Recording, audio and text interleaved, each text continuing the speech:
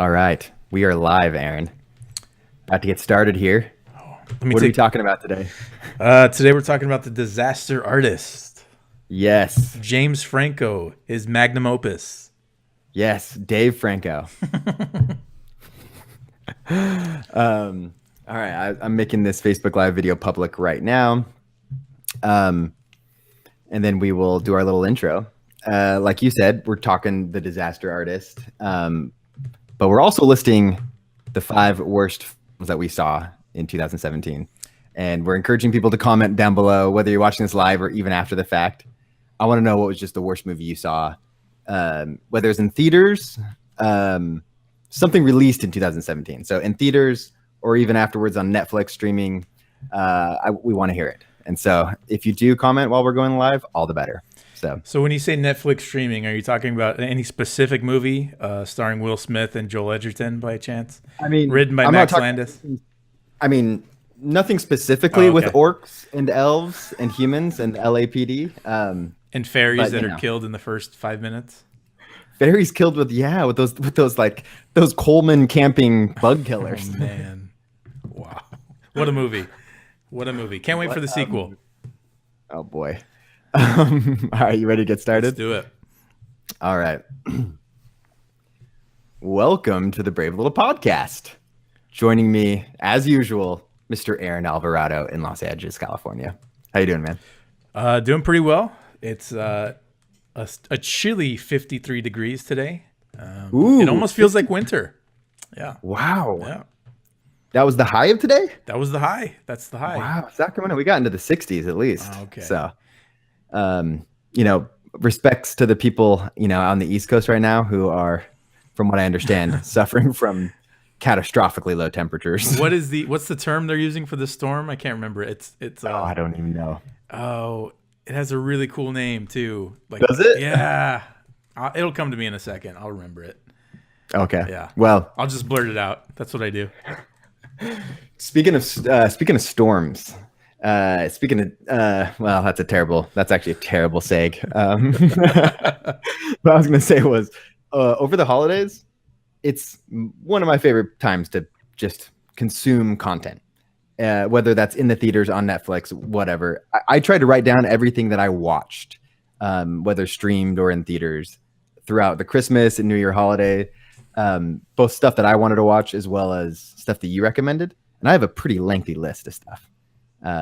I'll just rifle through it right now. I watched a documentary called The Work about Folsom Prison. Something we'll talk about in actually an episode just after this. The movie Good Time, which you had been pushing on me and recommending heavily. Also, what we're going to review in our next episode. It's Robert Pattinson of Twilight fame. The new Black Mirror dropped. I watched a couple episodes, I think 3 episodes of that actually. The aforementioned Bright with Will Smith and friend of the pod Joel Edgerton. Wormwood from our favorite documentarian Errol Morris. The Greatest Showman. I watched, which is a musical. Didn't know that. Jumanji. Jumanji with The Rock, which had every reason to be bad, but yet I actually enjoyed the heck out of it. Just a solid popcorn cinema. I say that now because there's no way we're going to be doing a whole episode on it, because I don't think I'm getting you to the theater to watch that one. No, probably not. Surprisingly good, like entertaining. Yeah. I have a good friend that worked on it, and even for him, I won't go watch it. So, yeah. Sorry, Eric. CGI work for it? Yeah. And then I watched The Florida Project, and All the Money in the World, and then of course Star Wars like five more times. I think I've seen it 6 times total now. So, anyway, what did you watch? A lot of the same stuff actually. I saw Bright. I saw like about half of Wormwood. Haven't finished that. Part of Black Mirror. Not the biggest fan of this new season, but okay. I also saw The Florida Project. I, Tanya. I saw Lost City of Z. Oh. A little movie called Columbus. I saw Good Time, and I also saw The Work. Is I, Tanya good? It's pretty good. It's not great. It's entertaining. Not good. It keeps your attention. Okay. It's a little long for me. Yeah. So I didn't know the actor that plays her husband in this movie is the guy that plays Bucky in the Avengers. Oh, Sebastian Stan. Yeah, that's him. Yeah. And in this movie, he has a nice upper lip stash. It's furry. It looks good. Looks like a caterpillar. I'm a fan. So yeah, I didn't recognize him at all. He did a really great job. Good. So yeah, actually, I've been hearing that both him and Margot Robbie have been excellent. Yeah, so it was okay. Not a great movie. I probably wouldn't recommend it, but well, we are here to not talk about just okay movies. We're actually here to talk about the worst movies that we saw in 2017, and then after which we will review The Disaster Artist with James Franco, which is a movie about the Citizen Kane of bad movies, The Room. Happy that, by the way, just spoiler alert, The Disaster Artist is not on my list of worst films. It might be on my list of best. You'll have to wait and see at our next pod when we do the top 10. I guess 2 pods from coming now. soon. But was this a hard list for you to come up with? It kind of was, actually. I did see a lot of bad stuff this year, but there wasn't a lot of exemplary bad stuff. It was just the typical bad stuff. A lot of comic book movies that I didn't like. But I was able to parse the list and come up with 5 titles that I feel like are the pinnacle of bad. So. And are these films you saw in theaters? Yeah, these are all the ones that I've seen in theaters. I did see a lot of bad stuff at home as well, but I feel like the theater experience is really like it bumps it up a notch. It can turn a really bad movie into a horrible experience. So, and we should probably be clear here. This isn't necessarily a list of the very worst films of 2017. It's the list of the worst ones we saw. Because if you like look up on Rotten Tomatoes like the worst reviewed films of 2017, they're mostly movies that like I avoided and I didn't see in theaters. Wait, you didn't? Bad. You didn't see Emoji Movie? No, I didn't. I didn't catch that Can one. we just Sorry, TJ Miller. Yeah. Oh, TJ. Jeez. He's having a bad year. Can we just put the poop emoji up like over my face when we're talking about this? Oh, also I came up with the term that I was thinking of about the storm hitting the East Coast right now. It's called the bomb cyclone. The bomb cyclone. Bomb cyclone. Yeah, that's what they're calling it. I don't know where they get it from, but wow. Yeah. Told you I had a cool name. That is a cool name. That sounds like the carnival ride that when it came into town I was too afraid to ride. Oh yeah. That one cost 5 tickets to ride, so couldn't afford that one. Yeah, I didn't get the unlimited wristband. Parents always said we couldn't afford that. So you'll go on that big slide again with the burlap sacks, and you'll love it. With the potato sack that is absolutely nasty inside. So yeah, to be clear, most of these films I did pay a ticket to, so I was hoping for something, right? But of course, ended up not getting something, very enjoyable. So why don't you kick us off? What's number 5? Yeah, number 5 for me, of all the movies I saw this year, number 5 was The Circle. Oh, yes, we have a love-hate relationship with this movie on this brave little podcast. It's my favorite. It's so. I mean, if we're talking about it just as a movie-going experience, if we're taking it at face value, it's probably the worst movie overall that I've seen this year. But there are so many other things about it that kind of raise it above the worst status that I couldn't rightfully say it's the worst thing I've seen. It's the 5th worst thing that I saw this year. So, The Circle, starring who's in The Circle?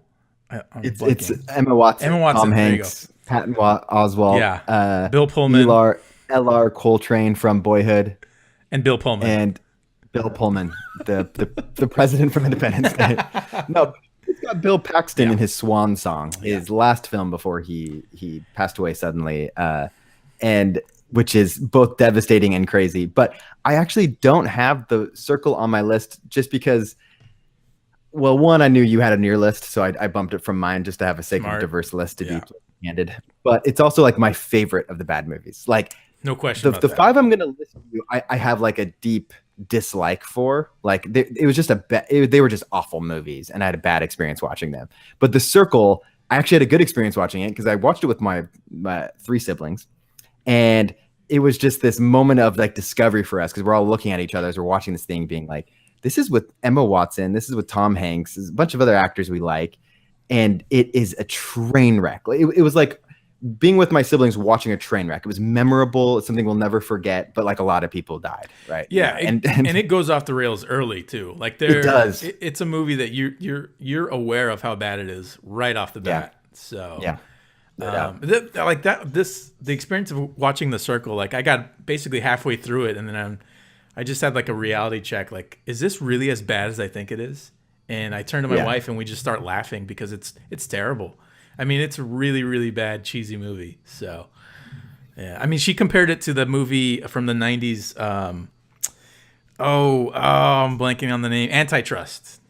Oh, Yeah, yes. so she compared it to Antitrust. Yeah, with Ryan Felipe and Tim Robbins. Tim Robbins, exactly. And Rachel, what's her? Rachel something? Uh, Anyway, yeah. So, I mean, Antitrust was a terrible movie, and it was actually better than The Circle, so. Oh, no doubt about it. And admittedly, Antitrust was fairly popular in the Stoffer household circa 1997 Because and it's a 98 or whenever it came PG-13 out. thriller. That's why. Yeah. So my number 5 is a movie I saw recently, and it's Pitch Perfect 3. And I know. What am I to say? I don't know. It was such a mess, and it's not like these are good, well-made films. They're musical. It's a film for the purpose of a cappella showcase, to have a bunch of popular songs and be entertaining. But like the narrative is such a mess and so ridiculous and so over top. But this one was particularly egregious. Like I was okay with this, how bad the second one was, because it was in the category of lovably bad. But this one was like, oh, this is just downright terrible. What's I don't even want to talk about it anymore. Well, just real quick, like, what's the premise of this third one? They're just doing it again. They're doing it again, even though they graduated college. They're they found a way to go out on tour. There was a competition on this USO tour to play for the troops, and DJ Khaled is going to pick. Oh, that's awesome. Yeah, no, and actually he is like the one really good thing, because he's aware in the whole movie. He's pretty aware that he's a part of something terrible, and so he just kind of hams it up. But anyway, they find the Bellas of Barton figure out a way to sing again, and it is what it is. You get some Rebel Wilson physical comedy in there. Right. I guess that's worth something to some people, but like as a narrative, it's just a mess, and it's the 5th worst film I saw in 2017. I'll be skipping that one, so I don't think I'll ever watch that one. What do you got? Number 4 for me was The Fate of the Furious. Oh no! Yeah, no. Fast 9 was it? Is this Paul though? What about Paul? Come on. Well, I mean, if it had Paul, I would have liked it. It wouldn't have made the list. So you don't like these movies, though? No, to be honest, I do not like any of these. I saw the last one, and I did get a little choked up at the end sequence when the two cars diverge on the highway. Paul Walker, over the song. Yeah, I love that song. But this one was just like, I don't know, man. I don't know how to explain how bored I was in this. I mean, other than the fact that I fell asleep, which I did, which is insane to me because it was a packed theater. Literally 2 rows behind me, there's a crying baby. There's people on their cell phones playing music. I don't even know what they're entertaining themselves during the movie. I don't blame them. It's not a good movie. So yeah, number 4 for me is The Fate of the Furious. Didn't like anything about it. Wow. So. Yeah, I mean, it's not the best of the Fast and the Furious movies, but I enjoy them to an extent, and I enjoyed this one to a certain extent. But yeah, I mean, I'm not gonna go to bat for it. Is there any way to defend that very first race? It's the stupidest thing. Cuba? In Cuba, yeah. Oh yeah, dude. It's just Vin, doing it takes, winning a race going in reverse, which was incredible. As his car is falling apart. Yeah. Dismantled. So stupid. Dude, that's Havana though. I don't know if you've been there, but that's just how it is. Yeah, no. Never been but there. Not even Charlize for me puts it over the top a little bit. I mean, she's interesting. The dreads? No. Okay. I mean, I loved her in Atomic Blonde. That's definitely not on my worst list. So number 4 for me is a film that I honestly don't even know. I know I saw it in theaters. I don't know why or how, but somehow Lindsay and I found ourselves in a theater watching Boss Baby. And I love Pixar animated films. Sure. Generally, like the other animated films, I don't really rush to go see. I'm thinking we must have been particularly desperate on a weekend to do something, or maybe we were giving it something free. I don't know. But I remember just sitting in the theater going like, what am I watching? Like, are all non-Pixar animated films this bad? But no, this one was just particularly egregious. In fact, the only value I got was, we're in these reclining seats, and in the row across from us, the two parents that brought their 3 young children, the 2 parents were fully reclined and completely asleep. And I just watched the kids as they put popcorn all over the faces and mouth of their parents as they were sleeping and snoring, by the way. Like, they were full on snoring, but no one cared. I mean, it's not like, they were ruining a film that people wanted to see. But Boss Baby, you're never going to be in a position where you're forced to watch this. But if you are, like, if I'm on a plane and the only movie they're showing is Boss Baby, I'm stepping out. I don't care. I'm kicking open the emergency door and just walking out of the plane. Bad. That's awful. Anyway. Yeah. And I have 3 movies that were worse. Hard to believe. My number 3 is the movie Split. Oh yeah. Yeah. I mean, this was a movie that was actually had a little critical acclaim. It did really well at the box office this year. Well enough to get a sequel. Well, and 3rd film? Yeah. Yeah, exactly. A 3rd in the trilogy. And we got the proclamations of M. Night Shyamalan being a genius again. Yes. That's what's amazing here is M. Night has been just somehow he's been getting crap funded, just complete crap for movies. And the whole world has understood that he's making crap. Right. No one knows how he's getting the money to do it, but he's making crap. And then somewhere along the line, he makes this piece of crap, Split. And then, but yet everyone decides, oh, he's back. This is the unbreakable M. Night Shyamalan. This is the Sixth Sense M. Night Shyamalan. It's like, whoa, no. Like, I don't know what the difference between this is and The Village. I don't know. No. There's no quality difference whatsoever. It might be worse. Yeah, it very well could be. His cameo was worse. I mean, we talked about that. Definitely. And this is his worst cameo by far. Gosh, he had a toupee too, or some sort of wig. It was awful. Gosh, yeah. What a bad movie. So number 3 for me was Split. Yeah. Well, number 3 for me was a movie that I knew going in that had dangerously low Rotten Tomato scores. So I had to set my expectations low, but it starred Tom Cruise, which automatically gives it heightened expectations. And that is The Mummy, which is a film. Talk about going off the rails at the beginning. This is a movie that is a mess, tonally a mess. It's a mess with the pace. It's a mess with the story, trying to follow what's going on, even the acting. It's just a really bizarre situation too, because you're looking at it, Universal, I believe, is trying to start this monster universe, and they make this grand announcement, right? That's what everyone wants to be doing is creating a cinematic universe, just like the Avengers or even the Star Wars films, or, just creating all of these, having these solo films that build up to the ensemble where everyone gets together like the Avengers. And so this was supposed to be the launch of that, right? You had The Mummy, and then they're going to have Bride of Frankenstein and Dr. Jekyll, Mr. Hyde, and yada, yada, yada. What about King Kong? Is King Kong part of that? I don't think he's in this monster universe. Loch Ness Monster was supposed to be. Okay. Anyway, Dracula, I think. Oof. But this movie bombed, not just with critics, but financially, and they canceled all the plans to do the cinematic universe, and they should. And this was a disaster. Russell Crowe and Tom Cruise, shame on both of you. I used to say all the time that Tom Cruise has never made a bad movie, and it's just not true anymore. So, well, I mean, had they cast Brendan Fraser, that's a different story. That's what I'm saying. Bring in Brendan Fraser and The Rock as the Scorpion King, and you got. I'm paying full price for that weekend evening price. That's your new franchise right there. Oh man. So that was your number 3, right? Yeah. Okay, so my number 2 was the much maligned Justice League. Ooh. So I'm popping up Mikey Garland's comment. Oh, there you go. On our Mikey knows live feed right now. He put Justice League as well, hands down. Mikey so did not incredibly like it. Terrible. Yeah. Also, that is also my number 2. So. Well, yeah, we're in good company because Justice League was bad. What was the peak bad moment? What was the lowest depth? Was it the zombie Superman sequence? That's pretty bad. But I would say the pinnacle of terrible was the CGI removal of the mustache of Superman. That's the whole handheld sequence is just, I mean, it doesn't get, that's the worst CGI I've seen all year by far. Isn't it incredible? And it's in a huge blockbuster, which is just laughable.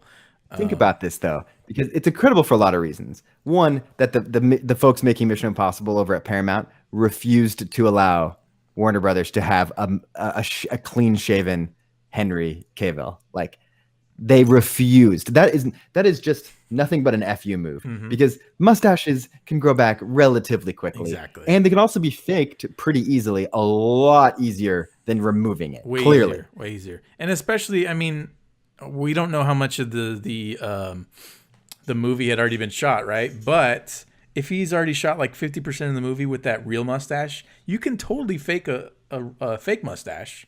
You can blend it in. It's fine. It's not a big Absolutely. deal. But we saw firsthand how terrible it is to remove a mustache digitally. Oh, yeah. And that's like the opening sequence of the movie, basically. And I knew I was in for some trouble once I saw that happen. Weird that it would have been less jarring for Superman to have just come from the grave with a mustache. That actually would have been less jarring. Well, yeah, and I think the CGI removal. I think there was a Superman that had a mustache. Why not? Yeah, I'm not a big Superman fan, but I believe there was a version of him in the comic books where he had a mustache. So, well, clearly his chest hair grew in the grave. Oh yeah. I mean, could have made a case that just the hair on his upper lip grew. So bad. So yeah, Justice League was number 2 for me. Really bad. Awful. Yeah. Good thing they brought in Joss Whedon to save that movie because. Oh yeah. And it could have been a train wreck. So, I mean, that's my number 2 as well. Yeah. And so I'll go with my number 1, and you can finish us off. But my number 1 is a film that I have just such an exciting passion of hatred for it. It's a film that absolutely shouldn't exist as a movie. It pandered to the worst kind of audience person. It was made in the worst way and under some scrutiny and some scandal. And that is A Dog's Purpose. This is a movie that's literal torture for dog lovers. It's just a movie about a dog that, again, we did a whole episode on it, but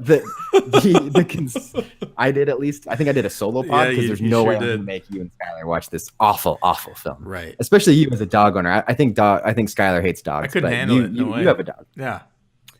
Skylar's a cat person, which should surprise no one. But but this is a movie where like a bunch of people, Hollywood writers got in a room and decided to make a movie that just featured like dogs that are in the subreddit, like the subreddit on Reddit, like just the cutest dogs. But they're like, how can we make a movie about a dog of all the different breeds that people find cute? Like, how can you have him be a corgi and a golden retriever, and a pug and a Maltese? Yeah. Oh, well, let's create a story where the dog's consciousness is the only thing that survives, and the dog just dies over and over again and reincarnates. But the problem is of course you're watching a movie then with a dog that just dies over and over again. And some of the most tragic sequences, like one, he gets left in a car. The dog gets left in the car on a hot day. You kidding dies. Me. No, I'm not kidding. That's one of the ways it goes. He just all of a sudden he reincarnates into a cute puppy, something else. And you're like, my poor wife, who was so excited to see it. She loves dogs more than any person I've ever met. I mean, true dog lover. Every single dog, we come across, she has to approach. She was excited to see this movie. Dennis Quaid, of The Rookie, Disney's The Rookie, Flight of the Phoenix, Dennis Quaid. And yeah, I mean, she's on the verge of tears because this is just a harrowing experience. And it's good to see. I'm getting some backup here from Michael Hyland, who sends 3 dog emojis. He agrees. I think one of those terrible, is a cat. Terrible film. I believe one of those is a cat. Yeah, it's hard for me to tell. So yeah, that's my worst. His post right there was actually better writing than you got in The Dog's Purpose. So congrats on that. Yeah, and the emoji movie. Exactly. So before we get to your worst film that you saw in 2017, a comment from your significant other, Sarah Alvarado. That's right. Atomic Blonde, which you said was a movie you liked. Yeah, apparently Sarah didn't. She did not care for it. I will say when we went to go see that, that had the most walkouts I've ever seen in my life. Atomic Blonde. Atomic Blonde had, I think the final count was 12. 12 people walked out. Yeah. Was it like something has to be particularly egregious for that? No, really overly violent. Yeah, it is. But you knew that going into it. Like it's billed as the female John Wick, right? So yeah, but no one walked out of John Wick. Yeah, I don't know. I think that people just hate women, especially Charlize Theron. Oh, so. Yeah. Especially in this climate. Yeah. I've never seen anything like that. 12 people walked out of a movie. That's crazy. I liked it. So. All right. So my wife doesn't know what she's talking about. All right. Well, should I give you a drum roll for your number 1? Number 1. In 2017, the worst movie I saw by far was The Great Wall, starring Matt Damon, several Chinese actors. I do not know their names, unfortunately, and one Willem Dafoe. Yes. Yeah. So this movie is particularly bad. You know, after initially seeing it, I kind of understood. Like, I felt like I understood why it was made, and you know, I thought I could understand why people would find it entertaining. But then thinking about it some more, it just kind of started to make me angry, and I hated it more. And here I am today. I'm fully responsible for making you go see this film. I told you to go see it. Yeah. Well, here's the thing. I like Matt Damon. I will go see almost anything that he's in until this year. Oh, now you know what? Subconsciously, that makes sense. Because I saw him in this movie, it made me not want to see him in the Suburbicon and downsizing. Wow. It's been a bad year for Matt Damon. Except for Thor. Yeah. Yeah. Oh my gosh. Wow. Taika saved him with his one good credit. He certainly did. So yeah, The Great Wall is by far the worst movie I saw this year. No redeeming qualities. Michael sharing a Matt Damon emoji. Oh, that's perfect. I will say Willem Dafoe is actually the one redeeming quality in that movie. Willem Dafoe. We will be reviewing the Florida Project on an episode here very shortly. Yeah. And I may or may not be making a petition for him to, win the Best Supporting Oscar, Best Supporting Actor, because he's absolutely deserving. But we'll talk more about that. Yeah, so Great Wall is garbage. Don't go see it. You'll hate it if you even bother. If it's on TV, skip it. Watch something else. So it did huge in China, though. It did. It made a ton of money over there. Oh yeah, you bet it did, and that's exactly why it was made. Yeah. So well, you know what's funny? I was on Box Office Mojo looking at all like the highest grosses for the year, and about 8 or 9 of the top 25 they're Chinese or Indian movies. So we got to find a way to review those movies. I think we're missing something. The old theater that you and I worked at here in Folsom, it gets several Bollywood films per year. I mean, it's pretty regular actually. If it's any decently sized Bollywood film, it'll have a few weeks of a run here, which is pretty interesting. Yeah, we should totally do that. Let's large Indian community here. Yeah, we should definitely review one of these, either Bollywood or Chinese movies. I want to review the ones that are like getting controversial, we're like some of them, like the actresses are like getting like death threats and stuff. Oh yeah, because they hold hands on screen or something. Yes, yeah. Because they let the male actor kiss their hand. Before they're married. I want to review those ones. Yeah, that's good. Let's do that. So let's transition from talking about the worst films that we saw to a movie about what's widely considered to be the best worst movie of all time, and that's a movie called The Disaster Artist, which is a movie about The Room. This is going to sound so confusing as we describe it, but not long ago, on my route to Japan, Lindsay and I stayed for a couple of days in LA, and you and Sarah were gracious enough to host us in your home. In this very room, by the way, right behind me. In the room you're in. Yeah. That's where we slept. Great decor, by the way. Oh, and you kept you. it nice and warm and comfortable. Good. Everything was just you and I went out and caught a late show of The Disaster Artist, which is a movie that you and I were excited to see. Oh yeah. We definitely were in we were right in the wheelhouse of the audience for this film, because you and I read the book or listened, I should say, to the Audible of the book that this movie is based on. But for those who aren't familiar with The Room or who Tommy Wiseau is, do you want to give a little bit of background? Yeah, basically Tommy is this guy of a mysterious origin who one day decided that he wanted to write and direct and star in his own big budget Hollywood production. This is all real life. Yeah, he's a true person. So basically the story of if you haven't seen The Room, it's the story of a guy who, I guess his wife or his girlfriend cheats on him, and the story, like the plot is completely convoluted and terrible, but it's very, very funny, unintentionally, I think. I'm not sure. And there's a ton of just classic moments, and it's definitely worth watching. Go check it out. You can buy it on the Room website. That's the only place you can find it. The Room official website. So this guy Tommy Wiseau, Yeah. like you said, mysterious background. We don't know for sure where he's from. We don't know how old he is, and he spent $6 million making a movie based off a script that he wrote. Mind you, he's not a screenwriter. He is not a film director. We have no idea how he got this money. Not an And he actor made either. A film. What's that? He's not an actor either. No, he's not. But he just kind of took he had somehow had the finances to make a movie because, frankly, he was never going to star in anything. He was never going to make it in showbiz. Never going to make it in Hollywood. But he's got the money to make his own movie, and he does. And it's a film that caught a major cult following. It's hard to get full copies of it. I think the only place to purchase it is through his website. Although there is a Fathom event coming up here, I think this month, where they're actually screening it in theaters nationwide. It's next week. Opens next week. Oh, it's next week. Yeah. Yeah, we'll catch that. But at the very least, go to YouTube and just watch a couple scenes, and you'll understand why this film has hit a cult status. People love watching this movie because it is so absurd and so over the top, and it was made in earnestness. And we're just not used to people who don't know what they're doing having $6 million to make a movie, like not at this level, right? We're just not used to that. And so it created something that's weirdly endearing. Now, it's the crazy part here is that cult following has led it to be a profitable film. Right. That crazy $6 million budget actually proved to be a worthy gamble. And so much so that one of the stars and the friend of this mysterious Tommy Wiseau, Greg Sestero, wrote a book about the making of this movie, The Room. So James Franco optioned the rights, as well as Seth Rogen's, I think, Point Grey Productions. And they wanted to make a movie about the making of The Room. And so it is directed by James Franco. It's starring James Franco as Tommy Wiseau with some really good prosthetics.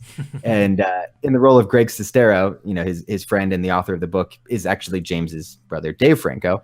So it's the behind the scenes of this movie. So I want to know what were your hopes and expectations going into it, having read the book, Sure. and what was your and I really want to know if you were ultimately satisfied. Yeah. So if we're fans of the movie, obviously, The Room, Mm-hmm. and then we were fans of the book. The book is incredible. I think if anyone has any interest in The Room, you need to read the book and you need to listen to the audiobook because Absolutely. It's narrated by Greg, and Greg does an amazing Tommy.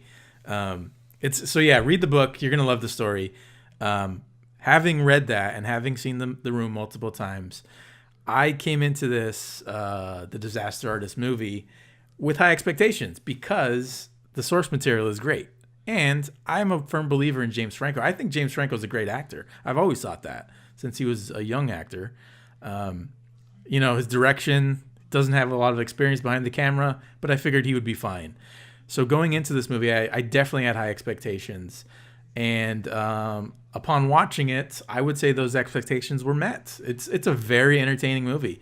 Anyone that's a fan of the movie, The Room, or the Franco brothers, or even Seth Rogen, you need to see this movie because it's first of all, it's funny, it's hilarious. The movie is very funny, which you wouldn't think it's necessarily.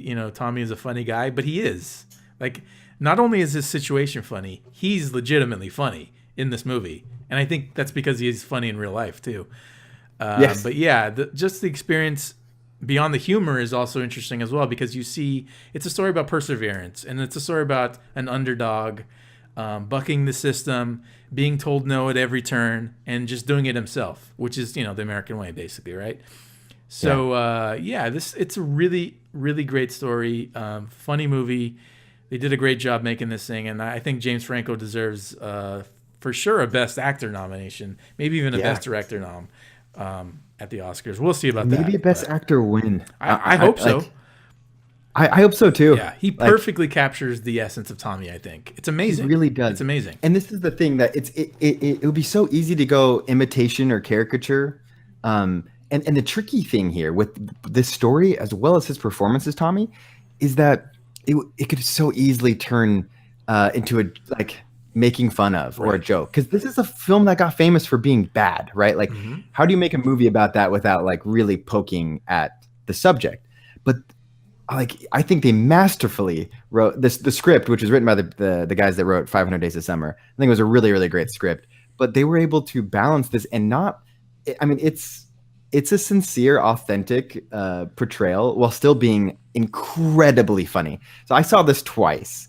I saw twice in theaters, once with you, and I think once on the opening night. And I was dying laughing. The theater I was with was loving it, especially on the opening night theater. It is a sincerely funny movie, but it treats its subject with respect, with the proper amount of respect.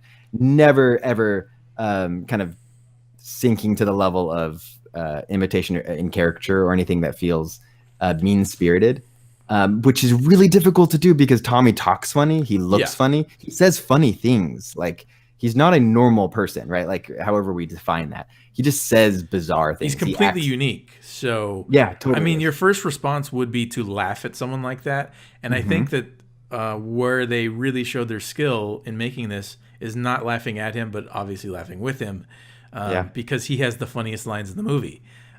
It's you can laugh at his 3 different leather belts that he wears, or or his wraparound shades that he wears at midnight indoors.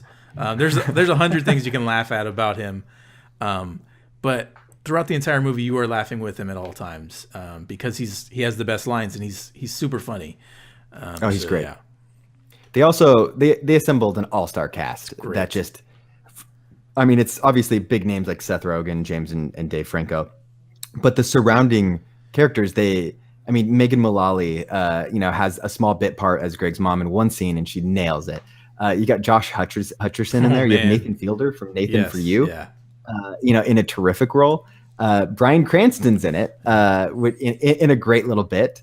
You have Academy Award nominated actress Jackie Weaver, who doesn't need to be doing this movie. She's barely in it, but she's perfect for the role. It's just, I guess that's what you can get when you're Seth Rogen and James Franco, is you can get, whoever you want. But they got the right people. It's not just big names, but people who really kind of nailed it. It's kind of funny, like you mentioned the cast. Now, if Tommy had the resources to actually make The Room, he might use this exact cast that they got in this movie. Yeah, absolutely. It's that good. Yeah, absolutely. It really is incredible. But it's one feeling I had after it, which I didn't fully expect, is that I actually left the film inspired, like weirdly inspired. Like, yeah, I watched a movie about how these people made a movie and had no idea what they were doing, and the product turned out to be like really bad. But they also became famous, and the movie became profitable. And I saw I saw 2 guys, the James and Dave Franco characters, Greg Sestero and Tommy Wiseau, 2 guys that would never make it in Hollywood, who said, screw this. We're not gonna leave our destiny in the hands of the people, casting agents and other people. Like, we're just gonna make our own movie. We'll create our own fame and make our own art, which I think there's a lot of people who do that. And I think it's super admirable and inspiring. But to see them do it against all odds, these characters like this, and succeed, it was just inspiring. It was weirdly heartwarming, but also hilarious. And so it bums me out that it hasn't made more money. It's done great critically. It's 92% in Rotten Tomatoes. The critics love this film. Everyone I've talked to that's seen it has loved it. But I feel like, is it weirdly going to be like The Room? Will it find its audience later? I think that's the case. It has to be. Because a lot of the people that watch The Room, they don't typically go out and watch movies in theaters. They watch them at home. So I think that's where it's really going to find its audience, hopefully, on demand and probably on cable as well. So the very, very funny movie. If it's playing near you, you really don't even need to know the backstory of Tommy or anything about The Room. Just go watch the movie. You'll be entertained. Yeah. And it'll probably inspire you to watch the Room itself, to see what the real movie was like. So yeah, go check it out. Event next week. Yeah, I'm going. I'm absolutely going. Yeah. Oh, we got a comment came in right at the last second here from Chase Gondon. Sounds like something Dave would do, and I think he's referring to me making The Room. Right. And then he writes Thug Life. Little backstory here. Chase, good old childhood friend of mine since kindergarten. We were freshman in high school. My first completed film I ever made was a film that I really wanted to tell kind of a gritty story about the streets of Folsom, Oh California, yeah, which I did. dark streets of Folsom. Yeah, which were immortalized in a film called Thug Life. And Chase plays one of those characters. And he plays the father of Lil Bit, which was one of the gangster rappers who was also a drug dealer. I was 14 years old. And I'm still waiting for my room moment. I'm still waiting Right. to make back my money on all those fake drugs that we made Sure. with flour and packs to make it look like cocaine. Sure. Well, you didn't choose the Skux life. The Skux life chose you. So. Now, can we find Thug Life online at the official website? Like The Room? Oh no, yeah, don't go to Thug Life Online. I definitely don't own that URL, Okay. and I cannot vouch for All whatever content's on there. But I'll tell you, I think it's somewhere on Facebook, and maybe Ooh. I'll make it publicly available. I think I've given up on any hope of running for any type of political office in my life. So I think I can I can have this Please go do, out and yeah. have people take a look. So, but anyway, that's The Disaster Artist. Anything else you want to hit on? No, I think we touched all the bases on that one. It's a really good movie. Go see it. You will be entertained. Yeah, absolutely. So we'll have a couple episodes coming up here pretty soon. We'll release anyone that's watching this on Facebook. This comes out in podcast form as well on iTunes. If you look up Brave Little Podcast, you can download and listen to it on your commute or while you're working or while you're working out or whatever you're doing. While you're reading a book, so- like The Disaster Artist. Just like The Disaster Artist. We're going to do an episode right after this. I think just probably audio only. So not on Facebook Live. And we're going to hit on a review of Good Time, The Florida Project, and a documentary called The Work. And then shortly after that, this weekend, we were recording our top 10 films of 2017 with Skylar in Dallas, who will be joining us. So I think we're recording that on Sunday. So hopefully we'll be releasing it by Monday morning. There's usually pretty long. It's 2-parter episodes. So hopefully the first part of the week, we'll see that coming out. And find us on Twitter or comment here on Facebook with your top 10. And if you do, we'll read it out and talk about it on the pod. All right, man. Thanks, Aaron. Thanks to you, sir. As we say, hold on to your butts.